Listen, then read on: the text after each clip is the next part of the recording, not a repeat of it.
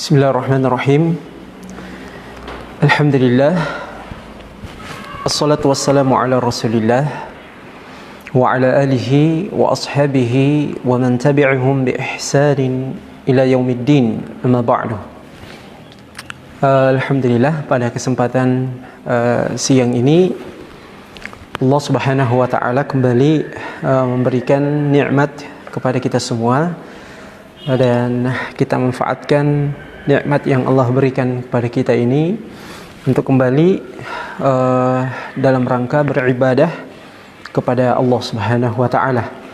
Pada kesempatan siang ini tentu menarik bagi kita semua, khususnya kami pribadi, untuk bisa kita saling bertukar informasi.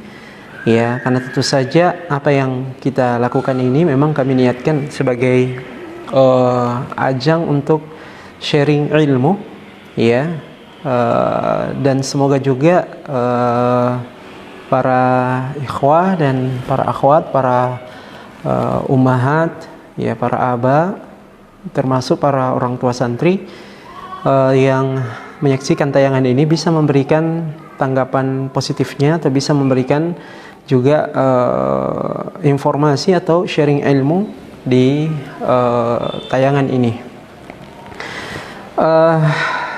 Pembahasan kita cukup panjang, ya, pembahasan kita cukup luas terkait dengan bab menyikapi sikap anak yang kemudian dilabeli sebagai anak yang nakal, ya, sebagai anak yang nakal.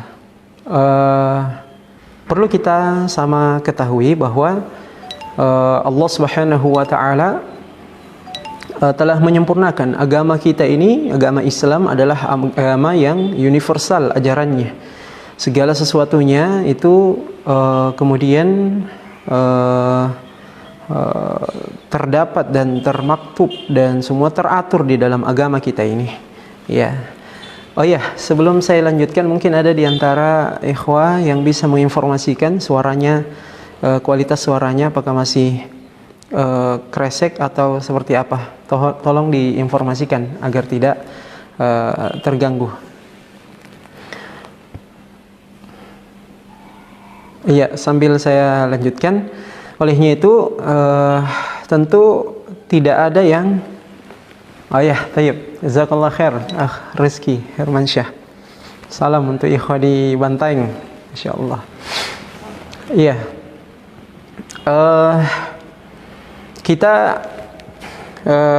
katakan tadi bahwa agama kita ini adalah agama yang universal ajarannya, dan alhamdulillah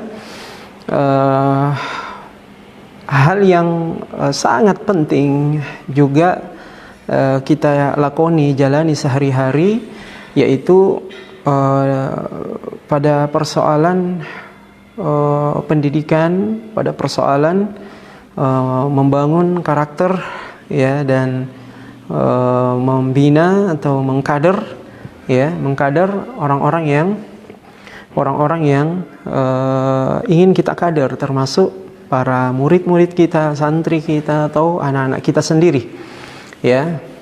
Ya, taib, alhamdulillah. Jazakumullah khairan yang menyampaikan. Ya, alhamdulillah. Taib, saya lanjutkan, saya kembali fokus dulu. Saya lanjutkan materi kita yang kemarin, bahwa apa yang saya sampaikan kemarin itu adalah sebenarnya masuk dalam persoalan madkhal, ya, untuk kita masuk pada bab ini. Madkhal artinya pengantar. Ya, tentu kita tidak akan bisa memahami dengan baik, kita tidak akan bisa bersikap dengan bijak, ya, atraksi atau reaksi yang dilakukan oleh anak-anak kita, ya, santri-santri kita kepada kita tidak bisa bersikap dengan baik kepada mereka manakala kita tidak faham dulu, ya, duduk persoalan dari apa yang sedang terjadi pada diri kita di hadapan kita tersebut. Olehnya itu kemarin cukup lumayan panjang kita memang menekankan pada pengantar bahwa ingat, ya, satu poin yang menjadi kesimpulan kita kemarin, ingat bahwa segala sesuatunya adalah ujian, ya. Dan setiap ujian mesti dilewati dengan pengorbanan, ya, wajib dilewati dengan penuh perjuangan.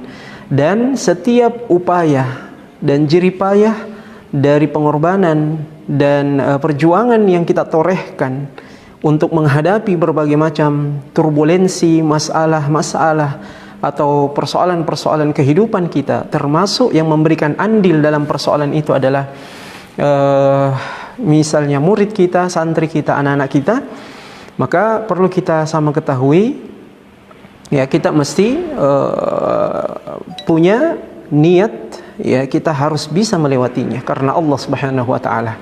Ya, innama amwalukum wa auladukum fitnah. Harta-harta yang kita miliki, kemudian anak-anak yang kita miliki, itu adalah fitnah. Dia adalah sebuah ujian dari Allah Subhanahu wa taala kepada kita semua. Olehnya itu setiap ujian mari kita lewati dengan baik, ya, agar kita lulus, ya, menjadi orang-orang yang najihin di sisi Allah Subhanahu wa taala.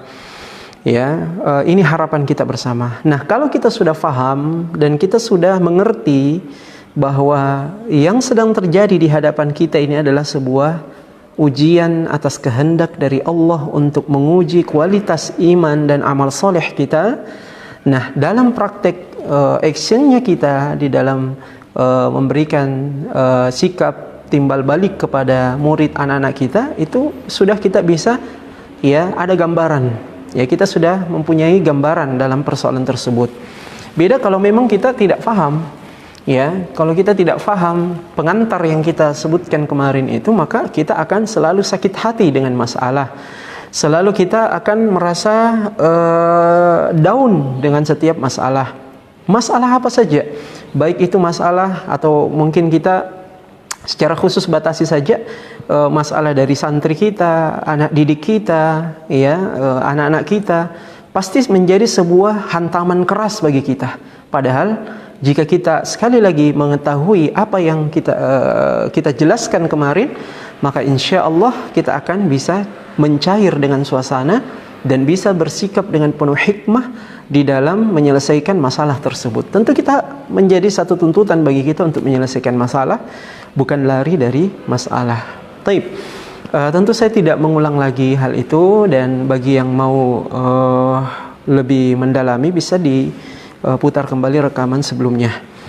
Sekarang saya masuk pada poin paradigma nakal. Istilah nakal ini. Ya, istilah nakal ini tentu adalah sebuah istilah yang hampir kita, ya, semua sering mendengarkannya secara berulang, bahkan di dalam satu hari. Ya, tidaklah berlalu beberapa menit kecuali selalu muncul, ya, kedengaran atau terbetik di dalam benak kita istilah ini. Dan insya Allah al-ma'ruf la yu'arraf. Ya, hal yang sudah kita fahami, ya, hal yang sudah kita mengerti, kita tidak definisikan lagi. Ketika kita mengatakan istilah nakal, maka insya Allah sudah terbetik di dalam benak kita, ya, apa yang dimaksud dengan sifat nakal tersebut. Namun pada pembahasan ini saya ingin kemudian sebagai muqaddimah hari ini, saya ingin menyampaikan sebuah pengantar seperti ini, bahwa seringkali di dalam proses pendidikan itu berjalan, dalam proses pembinaan itu berjalan, baik dia skalanya adalah skala lembaga pendidikan atau dia adalah skalanya di dalam rumah, ya, yang dilakoni oleh orang tua, lembaga pendidikan tadi yang dilakoni oleh para guru, ya, para ustadz, ustadzah misalnya. Seringkali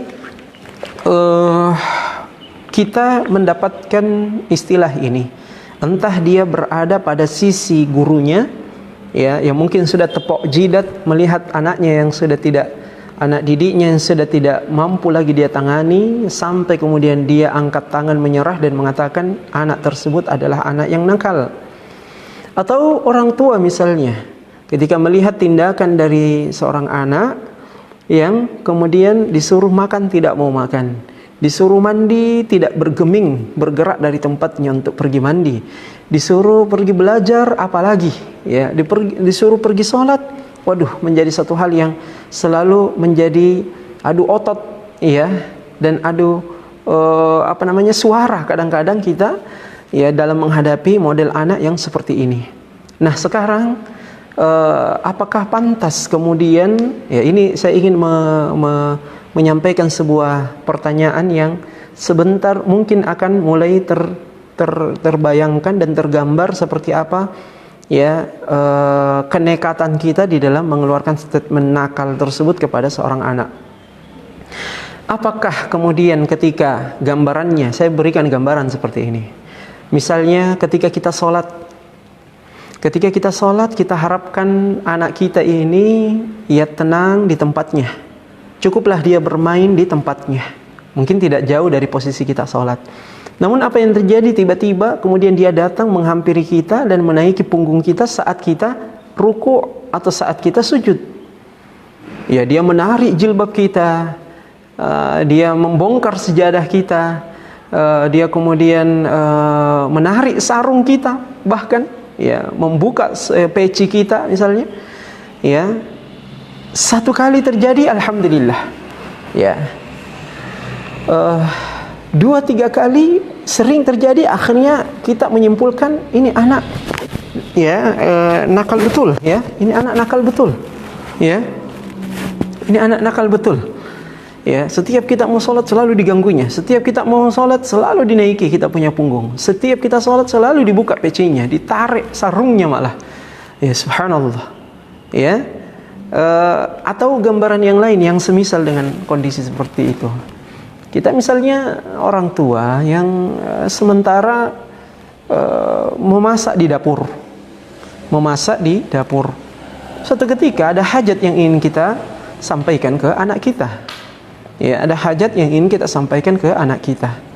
Lalu kemudian taruhlah misalnya adzan berkumandang di masjid. Nah, kita inginkan ya anak kita salat sebagaimana orang salat saat mendengarkan adzan tersebut, artinya bergegas untuk bersiap-siap salat. Apalagi laki-laki misalnya, kita harapkan dia berjamaah di masjid. Ya, anak kita laki-laki kita harapkan berjamaah di masjid bersama dengan kaum muslimin di masjid. Tapi dia begitu asyik di hadapan TV-nya, atau mungkin kalau sekarang itu lagi boomingnya di hadapan HP-nya, ya tidak bergeming dengan apa yang kita sampaikan. Kita sementara masak di dapur untuk persiapan makan siang misalnya, atau makan malam misalnya, azan maghrib atau azan zuhur. Ya, sekali kita mengatakan, "Dek, ya, pergi sholat, sudah azan." Kita bilang begitu tuh, ya. Pergi sholat, sudah azan. Tidak goyang juga, tidak ada suara, malah diam 1000 bahasa. Padahal kita yakin dia sedang ada di ruang sebelah, ya, sedang asyik nonton TV atau bermain HP. Yang kedua kalinya kita ulang lagi, kita suruh dia pergi sholat, namun dia tidak lagi bergeming dengan perintah kita. Lalu kemudian, ya, keadaan seperti itu sering kita lewati, terjadi. Akhirnya nanti kita ikutkan dengan mengangkat suara, teriakan yang cukup keras, ya, yang kemudian memperlihatkan urat leher kita sudah menegang sambil kita teriak kepada anak tersebut, plus diikutkan dengan kalimat-kalimat ancaman. Ya, kalau kau tidak goyang, berapa kali saya suruh, kalau kau tidak goyang saya cubit.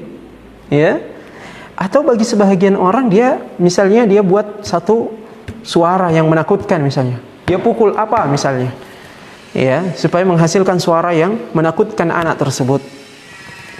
Gambaran ini adalah gambaran yang lumrah selalu kita dapati, ya, gambaran yang mungkin tidak ada di antara kita kecuali pasti melaluinya. Baik dia adalah seorang ustadz, baik dia adalah seorang guru di sekolah, ustadz di pesantrennya, baik dia adalah seorang orang tua di rumahnya, siapapun dia tidak akan lolos dari model, ya, keadaan yang kita sebutkan tadi.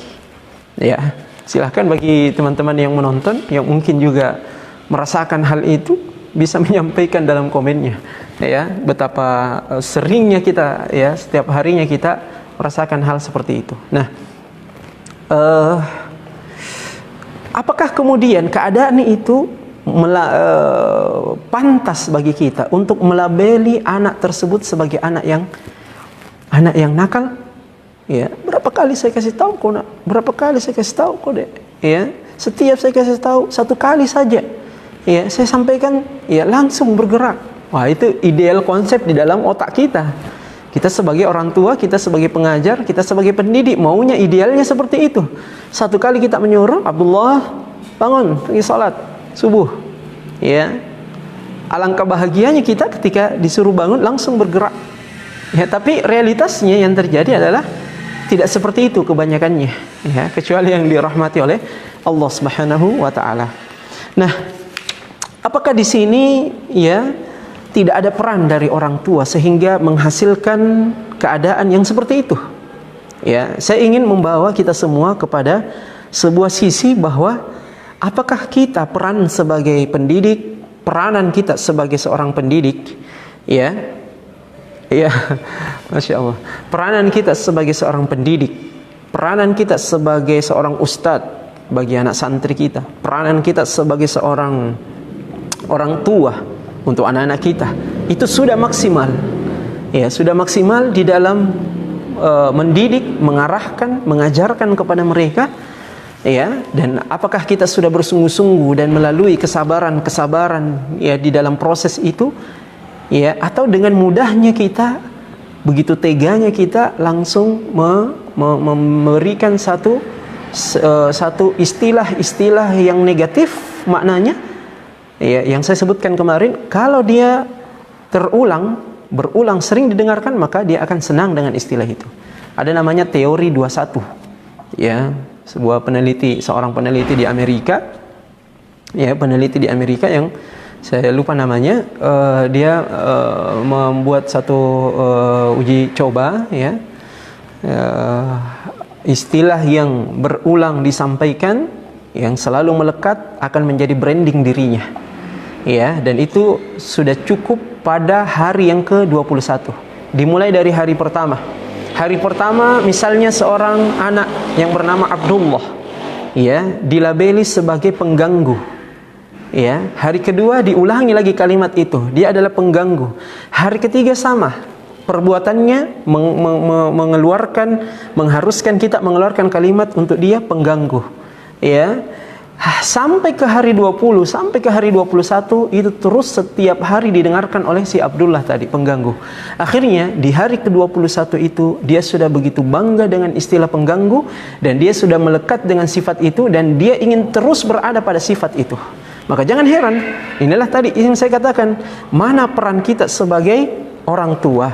Apakah kemudian kita sudah maksimal, ya, kita sudah maksimal di dalam di dalam belajar, mengilmui apa yang harus kita lakukan di dalam mendidik, membina anak-anak kita. Ya, ini yang mesti kita pahami bersama, ya, ini yang mesti kita pahami bersama. Taib.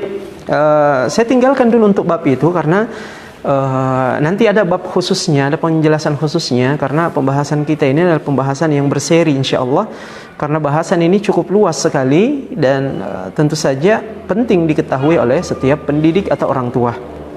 Taib. Jika kita katakan tadi model anak yang banyak main, ya, anak yang susah disuruh belajar, anak yang selalu usil dengan saudaranya, menggoda, mengganggu, ya, adik atau kakaknya, anak yang selalu berantem dengan teman-teman tetangganya dan seterusnya. Apakah anak yang seperti itu kemudian pantas kita labeli sebagai anak nakal? Maka mari coba kita lihat bayangannya seperti ini atau gambarannya seperti ini, bahwa ya, pada kasus misalnya anak yang suka bermain,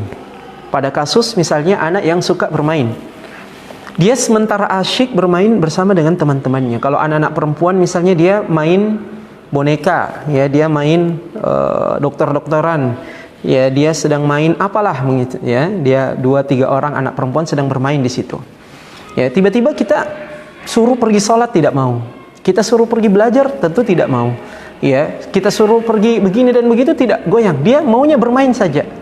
Ya, kalau anak laki-laki dia maunya terus keluar bermain, ya, main kelereng kah, main layangan kah, atau main apakah, ya, yang penting dia sukanya mau bermain saja, ya, mau bermain saja.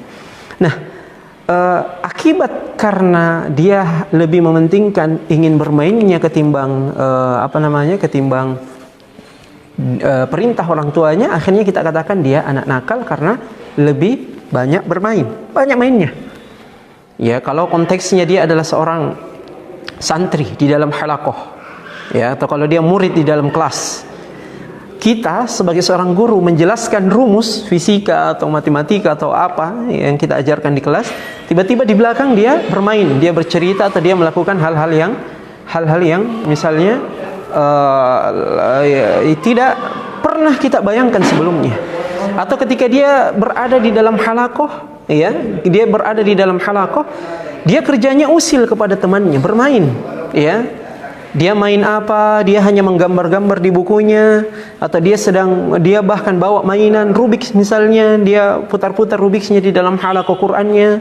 Ya, ini yang terjadi.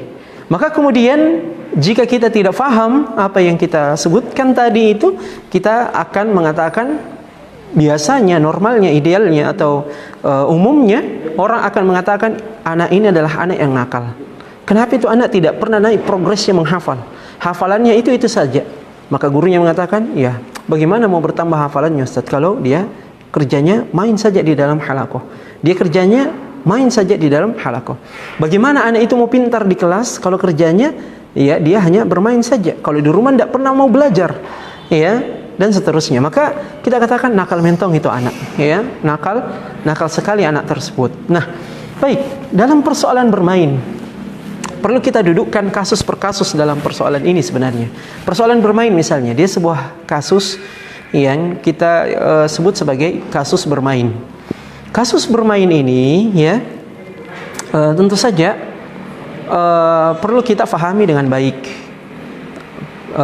Jika kita menarik bagaimana penciptaan Allah kepada kita manusia, maka kita akan menemukan bahwa subhanallah, maha suci Allah yang telah menjadikan anak manusia memiliki fase bermain yang begitu panjang dibandingkan ciptaan-ciptaan Allah yang lain. Ya, dibandingkan ciptaan-ciptaan Allah yang lain. Banyak makhluk Allah yang lain selain manusia. Di sana ada hewan. Hewan juga bervariasi, ada singa, ya, ada kuda, ada kucing, ada anjing, ya, dan seterusnya. Ada makhluk-makhluk Allah yang tidak langsung, ya, penciptaannya itu langsung besar. Ada prosesnya. Ya, ada anak pohon, ya, ada anak hewan, ada anak kucing, ada anak apa, ada anak manusia. Ya. Dan coba perhatikan di antara semua anak-anak, ya, fase anak yang Allah ciptakan kepada makhluknya itu, yang mana yang paling panjang fase masa kanak-kanaknya? Ya. Apakah anak singa, anak kucing, anak kuda, atau justru anak manusia? Ya. Ya, tentu saja yang paling panjang fase masa anak-anaknya adalah anak manusia. Ya, kalau dari umur 0 sampai usia baliknya, usia balik itu sendiri, ya, ulama fiqhi, para fuqaha itu menentukan 15 tahun paling, ya, paling maksimal 15 tahun. Walaupun secara kasuistik, ya, terjadi kasus di lapangan bahwa sebelum umur 15 tahun pun, ya, orang sudah ada yang balik, tanda-tanda baliknya sudah kelihatan atau terjadi pada diri seorang anak. Namun jumhur yang mayoritas itu menyebutkan 15 tahun usia balik. Ya, itu diambil dari Abdullah bin Umar yang diizinkan Nabi sallallahu alaihi wasallam berperang, ya, di umur 15 tahunnya, dan ditolak oleh Nabi sallallahu alaihi wasallam ikut berperang di umur 14 tahunnya. Ya, nah, dari sinilah penetapan yang disebutkan yang menjadi dasar dari para fuqaha untuk menetapkan usia balik itu 15 tahun. Bayangkan, ya, seseorang itu, yang kita fahami dari syariat ini bahwa seseorang itu tidak akan, ya, belum menjadi mukallaf orang yang dibebankan syariat, belum mendapatkan pahala dan belum dicatatkan dosa baginya sebelum dia berada pada usia balik. Coba perhatikan, Allah menetapkan dalam syariat ini bahwasanya tidak ada pembebanan syariat kepada mereka yang belum berada pada usia balik. Dan kita akan dibebankan syariat ini. Kita dapat pahala dan juga dicatatkan dosa manakala kita telah berada pada usia balik sampai kita wafat. Usia balik sampai kemudian kita wafat. Nah, kalau Allah saja tidak memberikan beban, tidak memberikan beban dosa, tidak dicatatkan dosa kepada anak yang masih berada di dalam fase usia balik ini, lalu kemudian kenapa kita manusia, orang tua, pendidik misalnya begitu keras,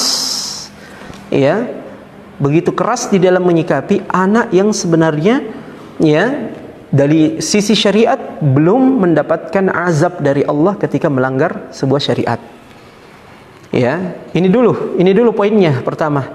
Sebelum kita nanti urusan ada penjelasannya ketika kita mau faham bahwa kalau begitu apakah kita angkat tangan saja di usia balik belum balik ini, nanti kemudian dia balik baru kita betul-betul kawal. Tidak juga difahami seperti itu. Kita tidak memahami seperti itu karena kita mau ada fase persiapan yang ketika dia nanti berada pada usia balik dia sudah siap dengan keadaannya. Dan itu terjadi pada pola yang dilakukan oleh Nabi sallallahu alaihi wasallam, menyiapkan generasi-generasi yang sudah siap mengamalkan syariat ini dengan baik ketika mereka sudah berada pada usia baliknya. Itu yang ingin kita sampaikan. Nah, kita kembali ke persoalan bermain tadi.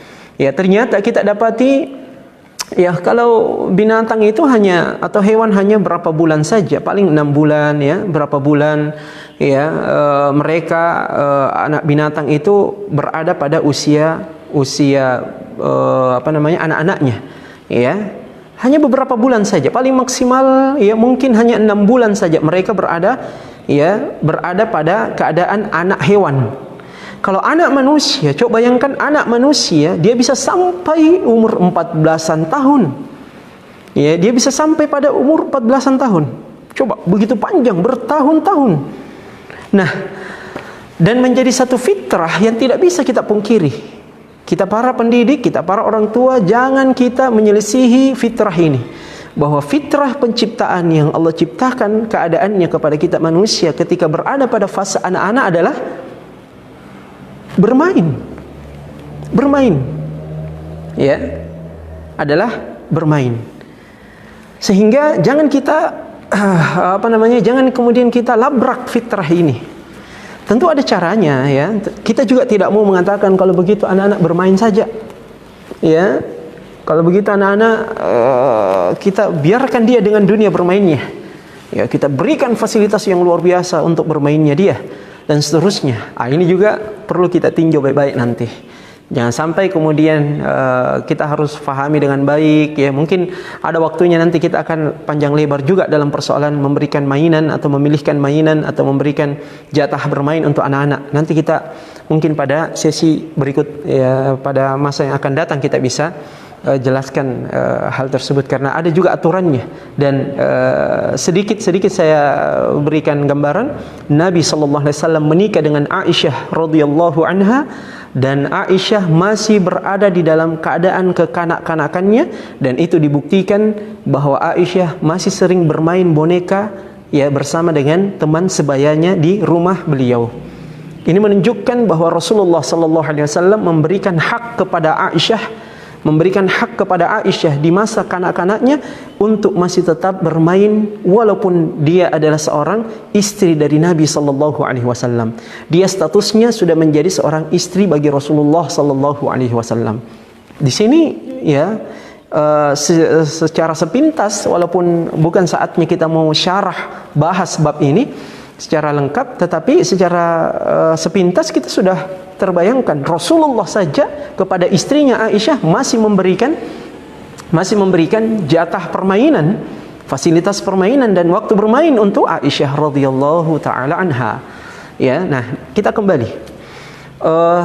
bermain, ya. Bermain ini kita juga tidak berada pada satu posisi seperti biografi dari seorang imam jalil, imam yang mulia, ya, Abu Zakaria Yahya bin Syaraf An-Nawawi rahimahullah, yang di dalam biografi beliau kita kenal biografi yang luar biasa, penjagaan Allah Subhanahu wa taala kepadanya, ya, sebagai seorang imam yang kelak di masa, ya, dewasanya akan memberikan khidmah yang luar biasa terhadap ilmu, ya, keberlangsungan ilmu syariat ini, ya, di mana di dalam biografi beliau di masa kanak-kanaknya beliau dikenal sebagai sebagai anak yang anti dengan bermain, ya, bahkan orang tuanya paksa dia bermain, dia tidak mau bermain, ya, paksa dia bermain, dia tidak mau bermain, ya, mirip-mirip dengan Pak Habibie rahimahullah, ya, yang kita baca dalam sejarah biografi beliau, ya, dipaksa keluar dari pintu rumahnya oleh orang tuanya untuk bermain, dia malah loncat dari pintu belakangnya, jendela belakangnya, masuk kembali untuk belajar. Subhanallah.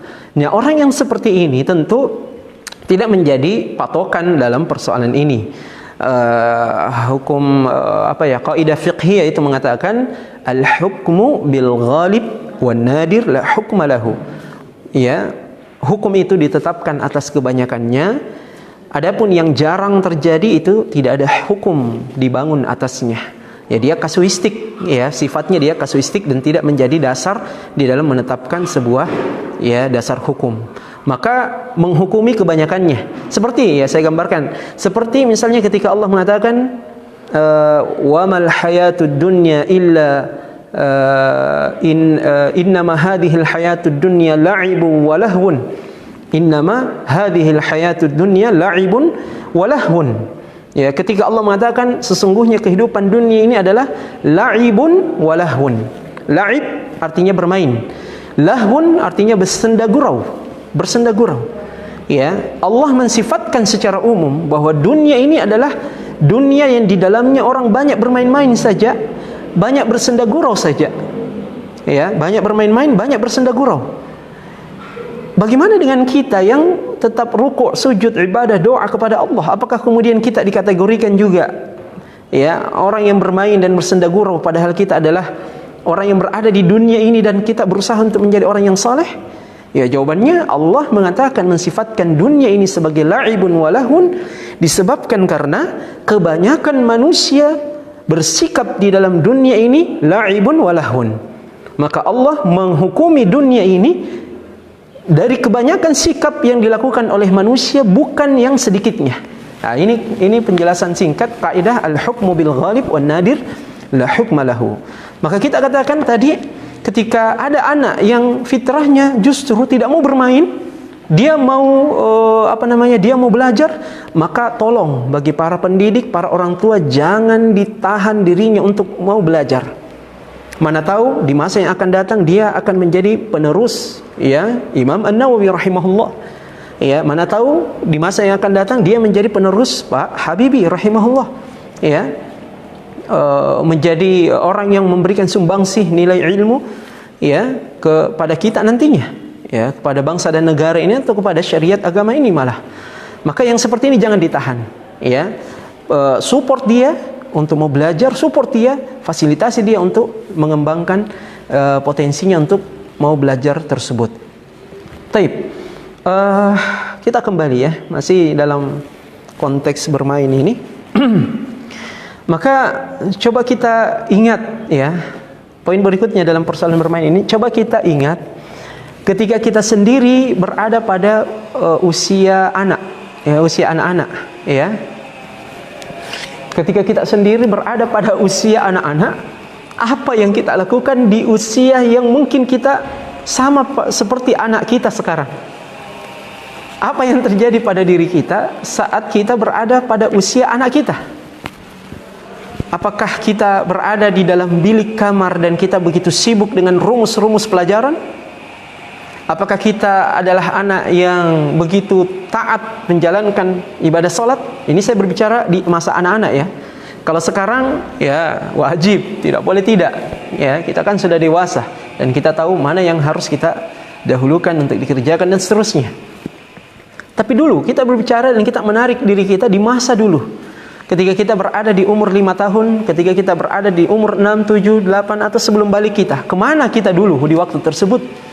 Apakah kita ternyata adalah di waktu umur 10 tahun ada di atas pohon mangganya orang, sementara menyicipi mangga-mangga yang begitu ranum berbuah, ya, lalu kemudian kita bawa, ya, bahkan bawa garam naik ke atas mangganya orang, ya. Artinya lebih parah dari keadaan anak kita sekarang, ya. Karena kita, ya, istilahnya mak rujak malah di atas pohonnya orang, ya, di kebunnya orang. Apakah kita bahkan di masa itu, di kala itu adalah anak yang berada di atas atap sengnya orang karena mengambil layang-layang yang kepak, ya, layang-layang yang putus, ya, manjat pagarnya orang, diinjak tanamannya orang, tidak peduli, ya, bahkan masuk ke dalam got, ya, tidak peduli, yang penting dapat layangan yang putus itu. Dan begitu bangganya ketika kita sudah dapat itu. Apakah dulu kita seperti itu? Dan coba kita ingat dan renungkan, ternyata semua itu, proses bermain itu ternyata mematangkan diri kita. Mematangkan diri kita.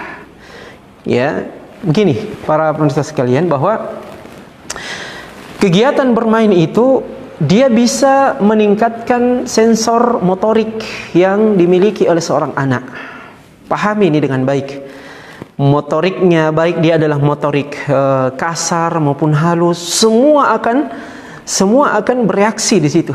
Semua akan terstimulus, ya, secara maksimal pada saat terjadi kegiatan bermain itu. Rekayasa, ya, perkembangan indranya, eksplorasi yang dia lakukan, ya, rekayasa pikiran dia sudah mulai olah, ya. Dia akan bereksplor dengan apa yang ada di dekatnya. Coba tadi ketika kita mengatakan seorang anak perempuan yang sedang main dokter-doktoran misalnya, dulu, ya, karena saya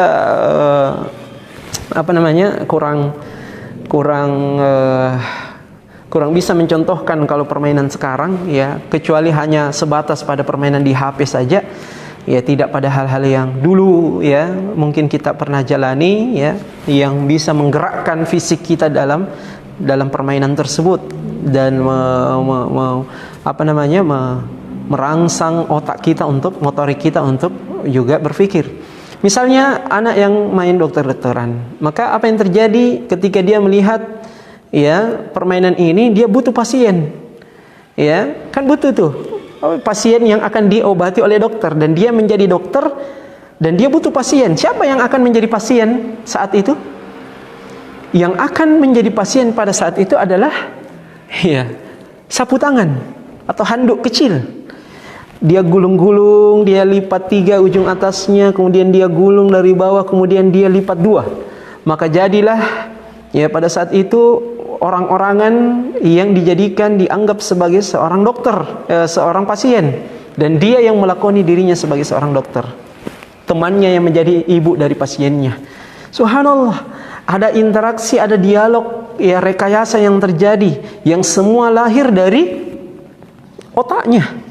Semua lahir dari otaknya. Dia mengembangkan, dia terus berpikir, ya, dialog yang dia kemudian keluarkan. Bahkan kita orang Makassar ini, ya, kadang-kadang waktu kecil berbahasa logat Jakarta saat bermain bersama dengan teman-teman itu. Kamu lagi sakit apa? Ya, ini dari semalam demam. Ya, sudah minum obat, Dok, tapi nggak sembuh-sembuh. Gimana nih, Dok? Padahal kita orang Makassar, ya, istilah kita orang tua ini let teki monas, let teki monas kah? Berpindah monasnya ke Makassar. Padahal kita orang Makassar logatnya nggak seperti itu, ya, tidak seperti itu. Subhanallah.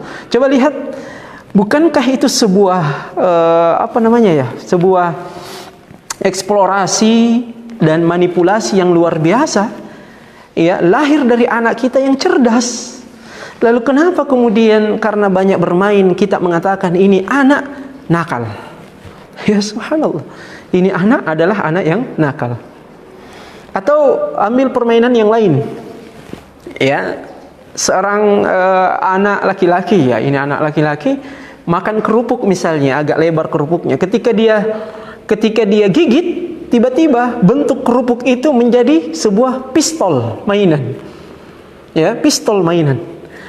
Bentuknya ya menjadi pistol mainan. Akhirnya dia pun menembak orang tuanya, ya, dor, ya, pakai kerupuk yang berbentuk pistol mainan tersebut. Atas dasar itu kita bilang sama anak kita, nakal mentong ini dikasih makan baik-baik malah dikasih begitu kerupuknya. Ya, dikasih makan baik-baik malah kerupuknya lagi dimaini. Ya, tidak cukupkah itu mainan yang saya berikan? Wah, subhanallah. Padahal Bapak Ibu, kalau kita dudukkan, coba sejenak tahan diri kita, berpikir positif, kita mengatakan subhanallah, cerdas betul ini anak. Ya, dia berhasil memanipulasi benda yang ada di sekitarnya, yang dia sementara pegang itu. Ya, apa saja dia bisa jadikan yang ada di sekitarnya sebagai mainan bagi dia, untuk dia mencoba untuk mengeksplor kemampuannya pada saat itu. Ya, tinggal bagaimana caranya, ya. Ini contoh ya, dan tentu kita bisa mengembangkan sendiri. Tinggal bagaimana caranya nanti, ya. Tinggal bagaimana caranya nanti ketika kita sudah punya hajat bersama dengan dia, yang tadi saya gambarkan di awal, ketika ibunya sementara masak, kemudian anaknya bermain dengan temannya di ruang tamu atau di teras, lalu kemudian kita mau minta tolong, ya, belikan garam misalnya, dia belum beranjak dari tempat, ya, dari tempatnya, ya, kita minta tolong untuk ambilkan sesuatu, dia tidak datang kepada kita. Inilah yang kemudian perlu kita pelajari dengan baik, ya, perlu untuk kemudian kita pelajari dengan baik. Nah, terkait dengan misalnya anak yang berada pada tingkat keseriusan, ya, seorang anak ketika dia bermain, ya, yang saya maksud, ya, keseriusan yang seperti ini, ya, misalnya dia sudah begitu usil dalam menggoda, ya, dan tingkah lakunya begitu parah kita lihat kepada orang lain, ya, ini kan tingkat serius,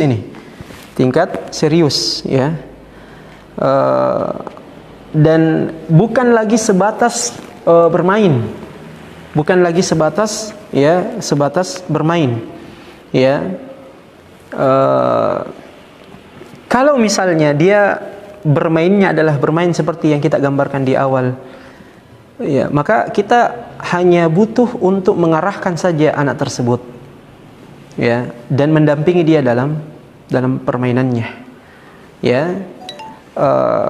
Ketika kita lihat, ya, dia dia berada pada keadaan yang masih soft, permainannya masih soft, maka insya Allah, ya, hanya butuh saja kemampuan dari orang tua secara lembut untuk bisa masuk, ya, dan mendapatkan hati dari anak tersebut dengan cara yang hikmah, tanpa kita mendongkol dan tanpa kita marah, tanpa kita meneriakkan dengan suara yang keras seperti itu, ya. Tapi kalau pada sebuah keadaan bermain yang sudah masuk pada tingkat agresi, ya, permainannya sudah keterlaluan, dia bahkan selalu kasih menangis, temannya berantem dengan tetangganya misalnya. Nah, ini tidak sama, ya, tidak sama modelnya penanganannya dengan model yang pertama tadi.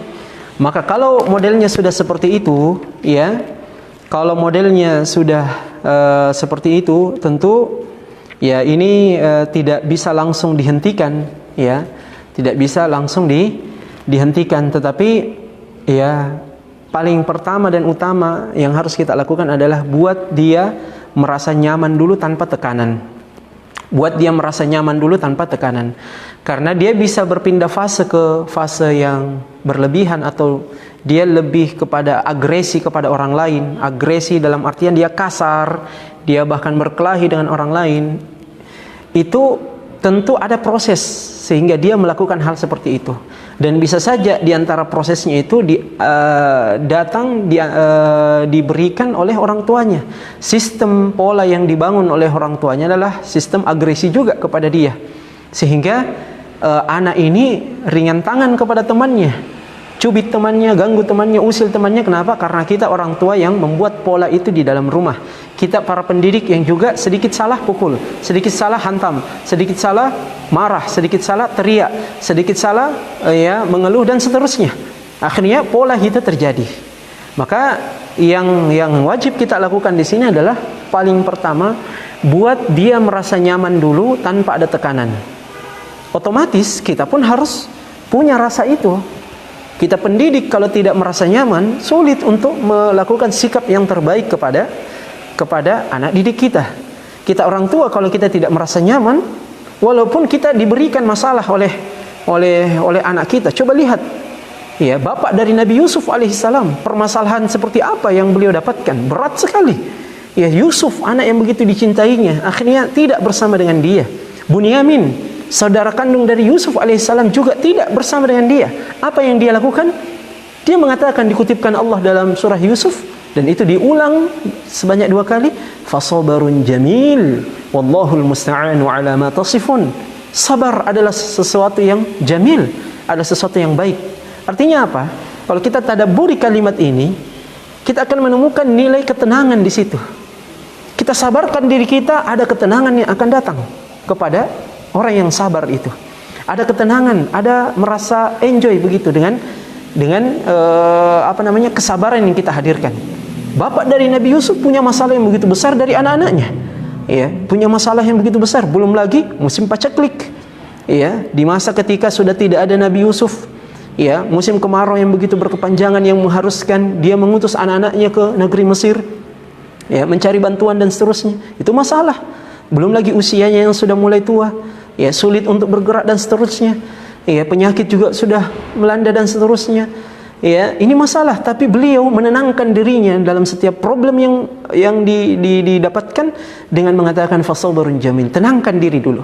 Ini konsep Al-Qur'an, ya, kepada kita semua. Tenang diri kita dalam menghadapi masalah itu. Jangan kemudian kita panik, karena kalau kita panik, kita akan malah lebih besar mudaratnya, seperti itu. Akan lebih besar, ya, mudaratnya, ya. Taib. Persoalan saya kembali ke masalah yang agresi tadi. Persoalan yang agresi ini, ya, kita tenangkan dan tanpa ada tekanan. Baru kemudian kita, ya, treatment, ya, dengan kelembutan.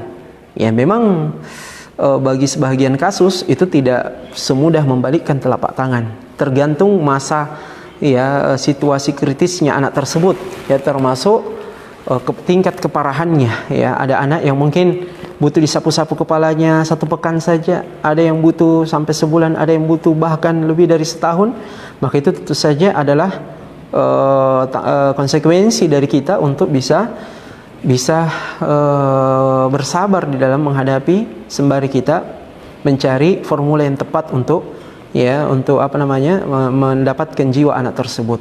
Ya, dan nanti kita insyaallah mencoba untuk mengkaji cara Rasulullah sallallahu alaihi wasallam di dalam mengambil hati anak, ya, mengambil hati anak. Artinya kita mendidik dengan hati, ya, mendidik dengan hati. Taib. Bagi anak yang misalnya sulit diberitahu, ya, kalau tadi gambarannya anak yang susah dikasih tahu, ya, dinasihati 1 kali tidak dengar, disampaikan 1 kali tidak dengar, 2 kali tidak dengar, 3 kali tidak dengar. Nanti kemudian kadang-kadang kita, ya, kita pukul, ya, kita pukul dan menghasilkan suara yang besar, kita angkat suara teriak, baru kemudian kita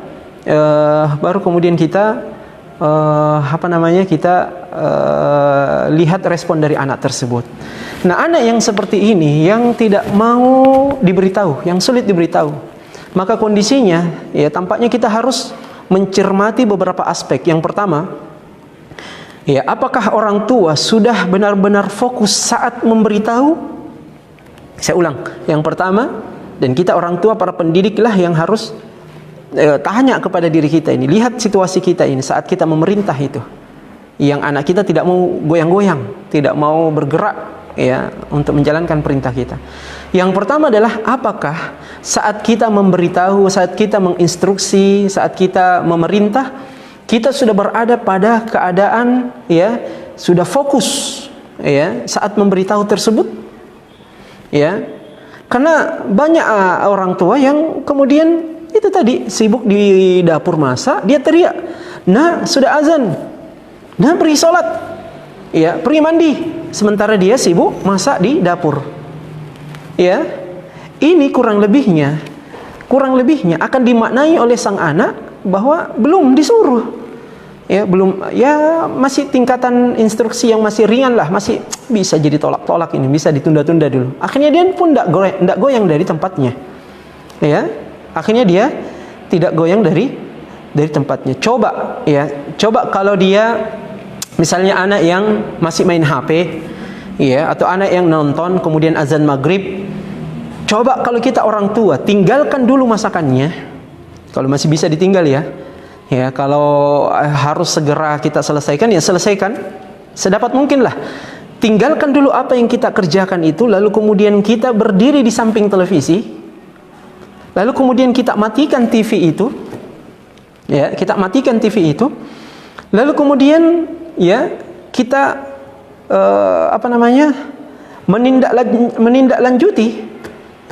menindaklanjuti perintah instruksi kita dengan pergerakan kita ini, ya, pergerakan kita ini, ya.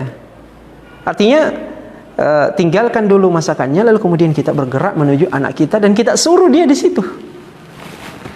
Ya, kan beda itu antara kita datang ya ke anak tersebut, panggil dia sholat, panggil dia mandi, panggil dia lihat kita dengan kita memerintah dari kamar sebelah, kita memerintah dari ruangan mana begitu. Beda, itu pasti akan beda hasilnya. Yang kedua, permintaan yang disampaikan dengan nada perintah dan suara yang tinggi tidak selalu membuat anak lebih mendengarkan. Perintah yang selalu diikutkan dengan suara dan nada yang tinggi itu tidak selalu membuat senang orang yang mendengar. Ya, kita pun kalau diperintah, baru cara memerintahnya juga dengan teriak-teriak seperti itu, ya kita mendongkol juga. Dan itu juga terjadi pada anak kita, ya, itu juga terjadi pada anak kita, ya. Nah, suara tinggi ini ya tidak disuka ya bahkan kepada anak-anak kita sendiri, ya. Sehingga ya ketika kita memerintah, dia tidak akan sampai ke hatinya. Ya, ketika kita memerintah pasti tidak akan sampai ke hatinya, ya. Tidak akan menyentuh hati dan pikiran anak tersebut.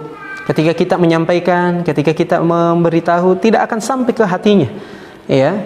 Tapi kalau kita menggunakan kalimat yang baik,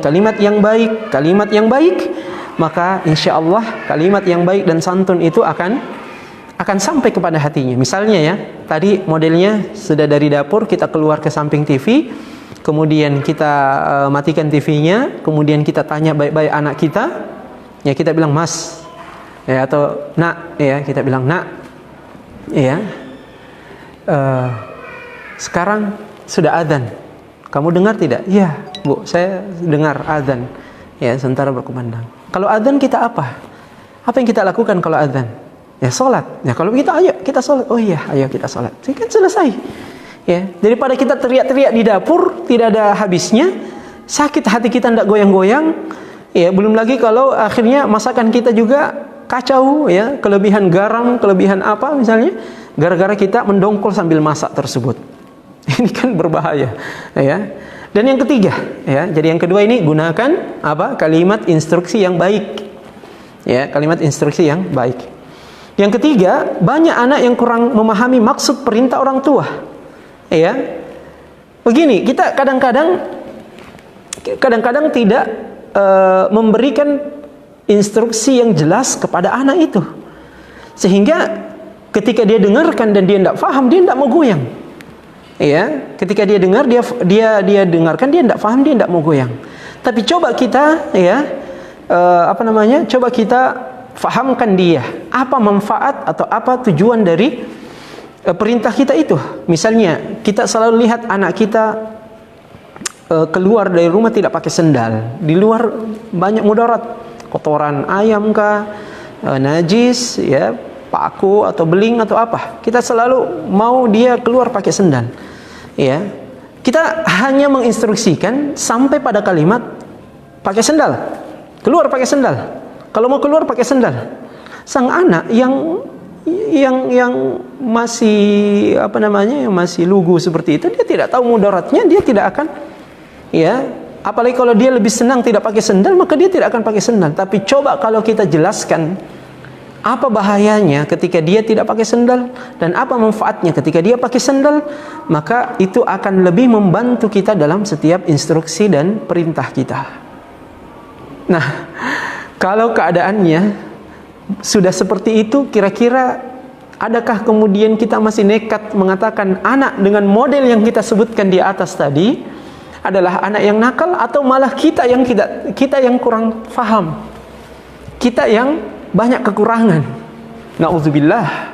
Jangan kemudian satu sisi kita hanya pandai menjustifikasi anak dan kita tidak justifikasi diri kita, bahwa kita yang masih lemah dalam pendidikan anak kita, kita yang masih kurang ilmu dan tidak mau berusaha untuk belajar.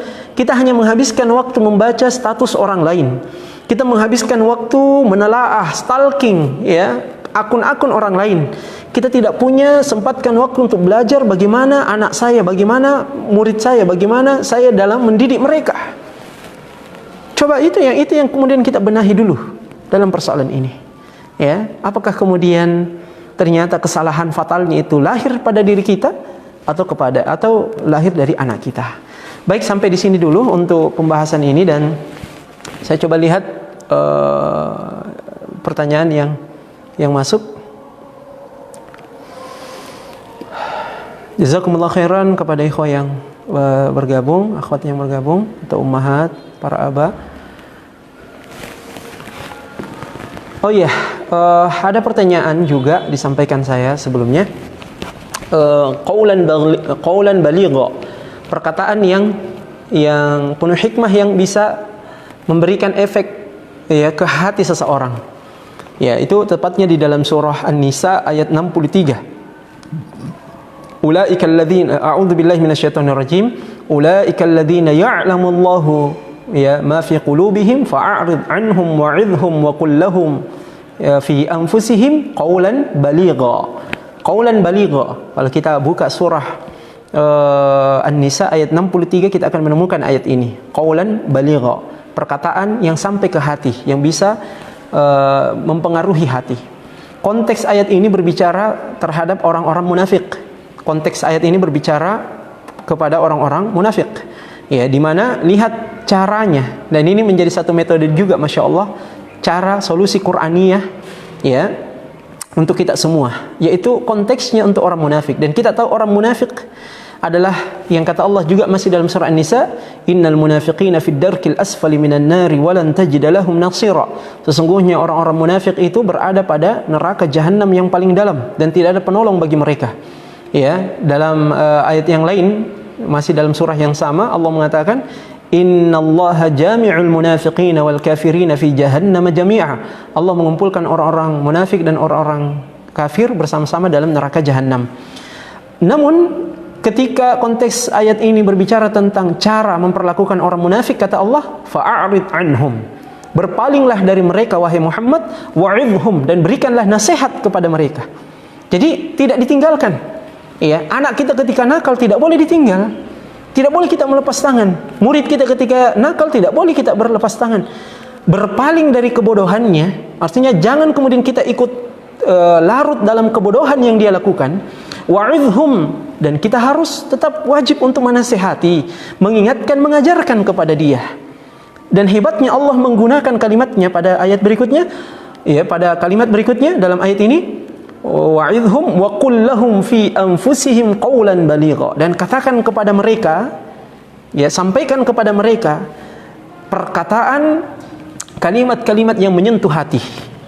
Artinya apa? Nabi SAW diperintah Allah pada ayat ini untuk berkomunikasi, menasehati orang-orang munafik dengan cara yang soft, cara yang layyin.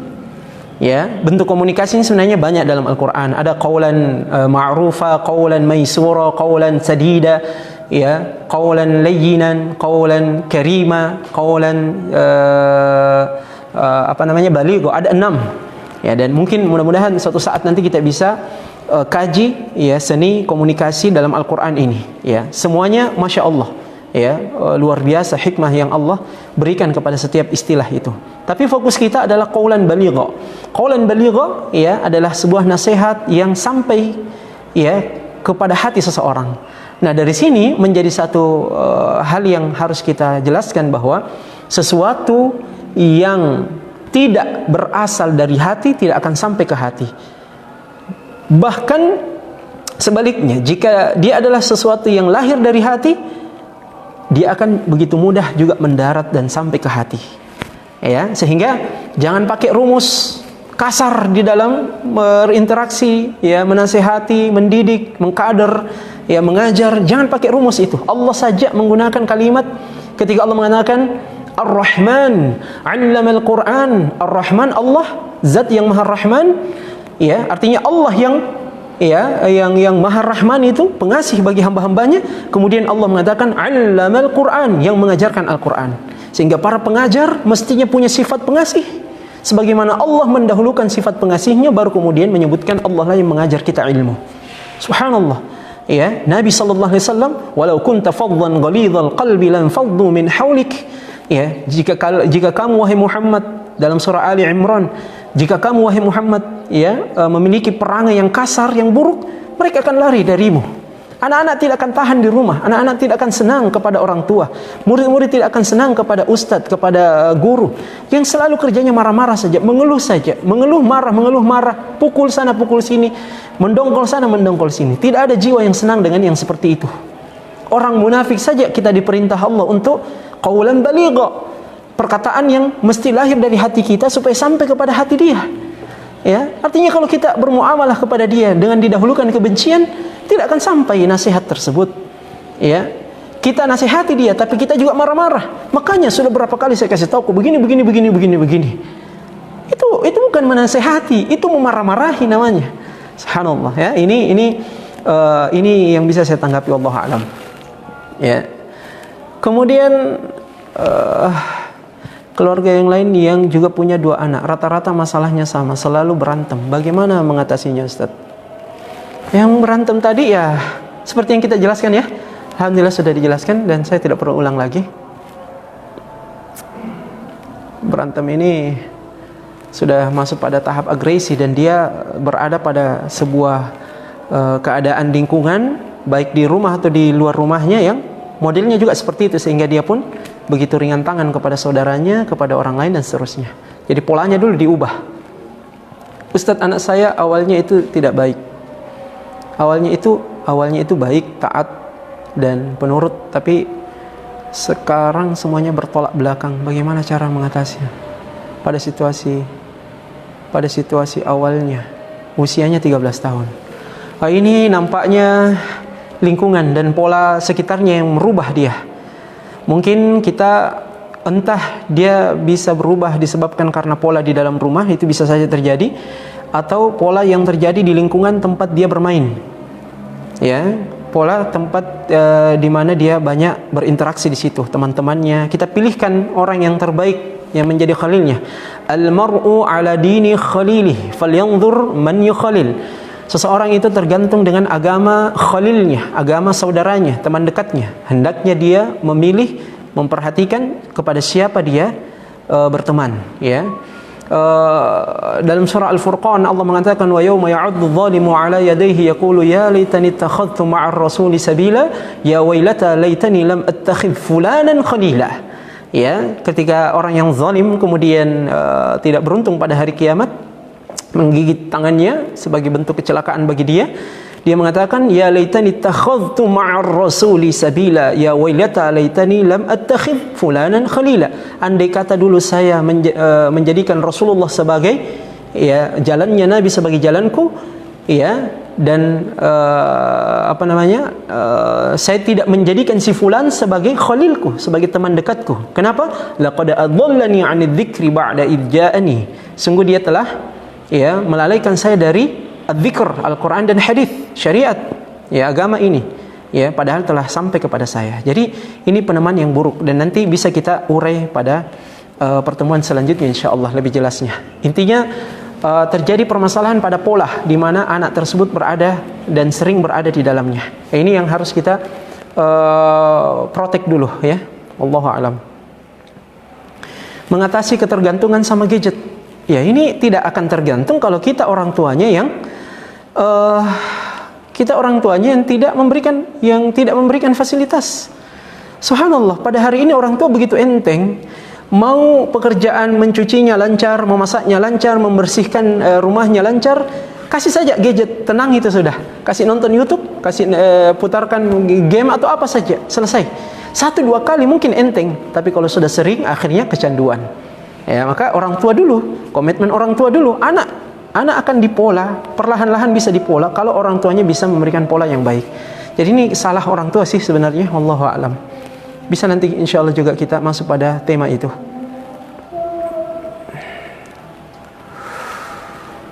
Wallahu ta'ala a'la wa a'lam.